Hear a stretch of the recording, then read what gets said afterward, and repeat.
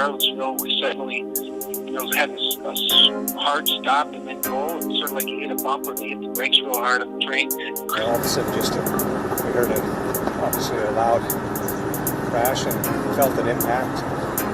Everybody around is kind of thrown. We don't have a full understanding yet as to what happened, but it was a train hitting a truck going at a pretty good speed. I'll be going tomorrow and we'll be together, but it was a pretty rough hit. And good evening, I'm Adam Longo in for Bruce Johnson tonight, who is on assignment. This is Off Script. Let's get it going. Republican members of Congress, they've made it to Greenbrier, West Virginia tonight after the Amtrak train that they were riding on, it slammed into a garbage truck this morning. The elected officials left for their annual working retreat from Union Station here in D.C. about 8:30 this morning when that train hit the back of a garbage truck at about 11:20 this morning in Crozet, Virginia. That's in Albemarle County, Central Virginia, just west of Charlottesville, right on the other side of the mountains. Our John Henry has been on the scene throughout this afternoon and evening where the investigation is taking place. John, bring us up to speed. What's the latest information you have?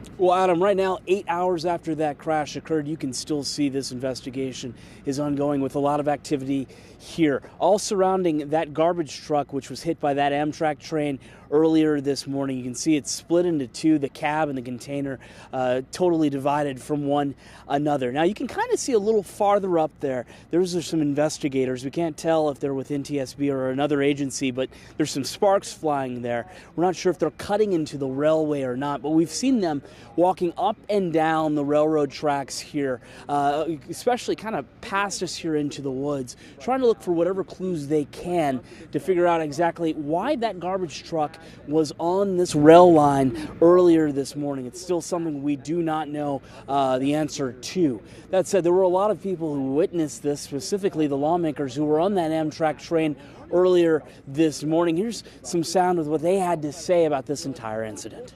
Brad Winstrup there, all too reminiscent of the police incident where two of us were there as Brad was cutting away the jacket so they could attach some of the life-saving equipment. It was just, my mind went back to the same thing, cutting away Steve's uniform so we could apply a tourniquet.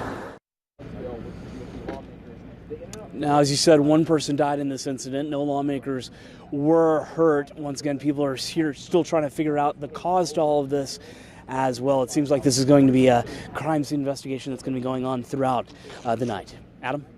Obviously, we don't know if the signal at this point had its lights flashing, if the bar was down, if that dump truck was moving or stalled out on the tracks. Literally just before I walked in here to the studio, I saw some speculation on Twitter about there possibly being a severe angle at that roadway where the road meets the railroad tracks. We can see behind you, it's kind of set up on a hill. So I'm just wondering, from your vantage point, just straight up looking at it, is it likely that a truck could get stuck there and bottom out?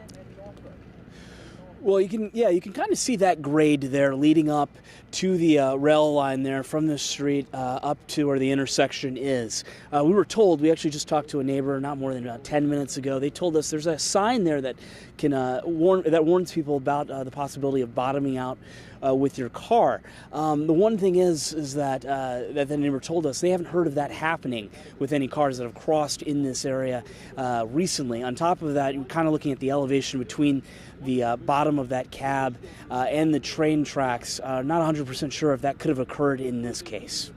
All right, John Henry there live for us on the scene in Crozet in Albemarle County. We know you'll be gathering the latest details. We'll have more from John coming up tonight on the news at 11. So listen, both President Trump and Vice President Mike Pence had previously planned to be in West Virginia for this GOP retreat. The Vice President went there today to talk about the President's tax reform plan. The President is expected to be there tomorrow. Both men were expressing concerns about today's accident. I'll be going, it's in West Virginia, great state. I'll be going there. I'll be going tomorrow and we'll be together, but it was a pretty rough hit. That's what they all tell me. Spoke to a few of the folks and they say it was tough. We served with many of the members of Congress that were on that train.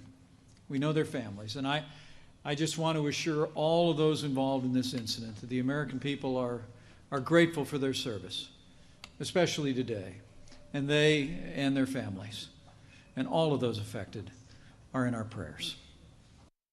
Some of those members of Congress who are doctors jumped in immediately to help out on the scene, and others said that Capitol Police was all over this incident, jumping into action to make sure that nothing more sinister was involved in the lead up to this accident and the aftermath. Listen, our crew is going to stay on the scene there throughout the night. Tonight at 11, John Henry, of course, you'll have new developments on the crash from the scene. Plus, our transportation reporter, Pete Montine, is working his sources right now to get new details about the train that was involved in this accident. Again, tonight, be here, WUSA 9 News at 11.